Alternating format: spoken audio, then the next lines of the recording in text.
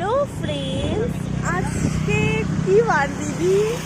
সোমবার। তাই আমার বাবার আজকে ছুটি, তাই আমার মা আর আমার বাবা ভেবেছিল আজকে আইটিআই যাবে, কিন্তু আফসোস ওদের আজকে আইটিআই যাওয়া হলো না, কারণ আজকে আইটিআই গেট এই দেখো আমার দিদি আমাকে নিয়ে যাচ্ছে। আসলে আমার দিদিও মানে মা বাবার সাথে যাবে ঘুরতে, আর আমি যাব পড়তে। আমার মা বাবা সবাই যাবে ঘুরতে, আমি যাবো শুধু একা পড়তে। ভাবো, পুজোর দিনে আমি একা পড়তে যাচ্ছি। আর আমার দিদির সব জায়গা ঘোরা হয়ে গেল, এখন আমাকে বলছে যে পুজোর কিছুই শুরু হয়নি, মানে আমাকে না নিয়ে যাওয়ার ধান্দা, বুঝছো?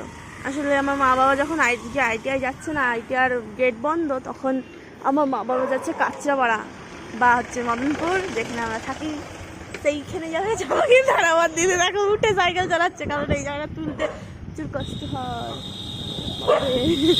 দেখো কুকুরগুলো কিভাবে আসছিল, মনে হচ্ছে হলি খাপ করে কামড় দেবে। তো দিদি আমরা যাচ্ছি এখন। হ্যাঁ, মানে আমার দিদি হাতটা দেখতে পেয়েছে হয়তো। চলো বাই।